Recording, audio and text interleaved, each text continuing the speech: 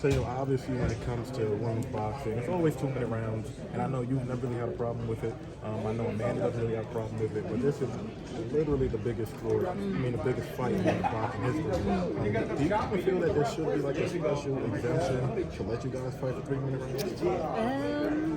I'm not really too sure, to be honest. I think the 2-minute rounds obviously is a more faster pace. It's like a sprint for 10 rounds, and it does make for a very, very exciting fight. So I'm not sure if you brought it to 3-minute rounds, whether it would take away from a bit of the excitement of a fast paced fight and a fast tempo fight. So I'm not really too sure what the right answer is there with regards to 2-minute rounds or 3-minute rounds, but either way, it's all fine with me. Gotcha. Like I said before, this is the biggest fight in history. Yeah. Do you kind of feel that it should be a two-part sequel with you guys, no matter who wins the first one? The losers should be given the right to kind of run things back? Yeah, I'm sure there's going to be talks about that after the fight. I'm sure there's probably rematch clauses in the contract as well. I'm not too sure, but this is absolutely the biggest fight in female boxing history, and it is an absolute privilege to be part of such an amazing event. You're a big star wherever you go, whether it's over here, whether it's in the UK, but you're a bigger star in the UK. Was there any possibility of it happening in Wembley Stadium, or did they not really want to go that way? No, I think just with this is obviously the mecca of boxing is the Madison Square Garden. When you're walking into the arena here, you're seeing posters of Muhammad Ali versus Joe Frazier, and these are obviously iconic fights, and that are talked about to this very, very day. So I feel like this kind of fight with myself and Amanda is going to be one of those fights that's going to be talked about for years to come. There's no better venue to host such an iconic fight. I asked Amanda if by you beating her sister, did that give her like a chip on her shoulder, or maybe she wanted to get some revenge? She said no. She says she's not thinking about that. Does that give you a mental edge that you may have beat, you beat her sister, not may, but you beat her sister? Do you think that gives you a mental edge going into this fight? I don't really know. That was that long ago as well. Maybe it does give me a mental edge. And the reason I fought Cindy Serrano all those years back is because I wanted to fight with Amanda Serrano. So that's how much I actually wanted this fight. That's how long I've actually waited for this fight as well. So I'm just grateful for that this fight is actually happening right now. It's a perfect time for this fight to happen, and I think it's bigger than any other fight right now. I think genuinely that this is the best fight in boxing right now. You said that this is the biggest fight in boxing history, right? Well, not in boxing history, but in boxing period right now. Yeah. What makes you feel that? I just think there's two great champions stepping into the ring together. She's obviously a 7-weight world champion. She has a great record. I'm the undisputed champion. This is a fight that has been talked about for so long, for so many years, and people are just genuinely excited about this fight, and this is just a history-making fight. Amanda did take a loss about maybe like 10 years ago or something like that. Do you even bother to kind of look back at that footage and say, okay, how did she lose? Why did she lose? Or do you just kind of focus on the fighter that she is right now? Yeah, I obviously looked at those fights as well, but I don't think she's changed much from that fight. That fight that she lost was actually a very, very close fight as well.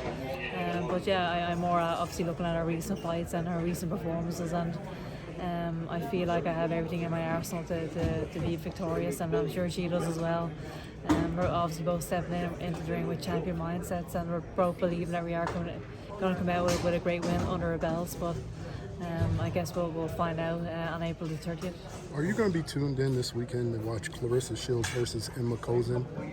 What do you think of that fight? Yeah, Clarissa's obviously a fantastic champion, and when you're thinking about the pound for pound rankings, it's either myself, Amanda Serrano, or Clarissa Shields. So she's a star, obviously a mega star in the sport. So yeah, of course I will be watching that fight, and I wish her all the best. Speaking of Clarissa, she recently suffered a loss in MMA. Is MMA an option for you? Is that something that you would possibly do if the money was right? I never really seriously thought about it, to be quite honest. I think there's plenty of big fights for me here in the boxing world. There's definitely no shortage of big fights here for me in and around the lightweight division, so I feel no need to actually go into the MMA. I think that was a great challenge for her to actually go in. I have a lot of respect for her that she actually took that risk to actually go into MMA, but they are two completely different sports, and I have no real desire to step into the cage. Yeah. Neither do I. How do you see the fight going down April 30th? Do you have any predictions? I have no predictions really. I know it's going to be an explosive fight. It's going to be one of the most exciting fights. I genuinely believe it is the most exciting fight in the sport right now, and our styles match up really, really well. But yeah, I obviously believe that I am going to come out victorious. What do you make of the fact that Amanda Serrano, sometimes when she fights, she wears actual basketball sneakers? She wears Jordans. Yeah. Does that give you an edge? Yeah, I don't really think too much about stuff like that, to be honest, because she can wear what she wants. Right, Yeah. I didn't even know she wore basketball shoes, but yeah, you're welcome. She wears like Jordans. Yeah, whatever, right. She obviously feels comfortable in there, and it is what it is. Right. Do you kind of have a set number on when you want to be done with boxing? You're getting older and you've done everything. Don't mention my age, please. You just turned 25, didn't you? Yeah, exactly. 25? That's old. Jeez. But yeah, if there's like at a certain point, are you getting close to that edge where you're just like, I'm good and having a look at over Yeah, kicked everybody's ass? So, yeah. I mean, I obviously know that I can't do this forever. That's for sure. And I know that this sport there's a limited time, but I don't put any limits on myself. I feel very fresh right now. I'm certainly not thinking about retirement right now. I feel like there are plenty of years left in me. There's plenty of big fights left in me, but I know at some stage that time will come. And just my last question. Usually when I watch you fight, usually like the first few rounds, like you're boxing beautifully, like you're boxing the chick's head off. But then like you have like this trigger where you just want to start blowing. You know what I mean? Like, are you kind of at that? I know when you fought, I forgot her name, the woman that you had the ring match with recently. You were rolling with her in the first fight. Then the second fight, you just outboxed her. Yeah. When it comes to Amanda, obviously she's a really big power puncher, but do you kind of just want to, kind of bounce her instead of getting into that brawler? And when you get in there, it's kind of just like... Yeah, I mean, that's always the plan, isn't it, to outboxing, but then sometimes it's also nice to meet fire as well, and I guess that's just... I have that in me sometimes where I stand and fight there probably a bit too much than what people would like, but I just wanted to be able to enjoy my boxing and stand there and fight and get into a brawl is one of the most enjoyable parts of boxing for me, believe it or not. So I just want to enjoy my sport, and we'll see how the fight goes. There's obviously times where I'm going to have to fight smart, but there are times where I'm going to have to stand there and fight as well. Would you say that Amanda is your hardest matchup till this day?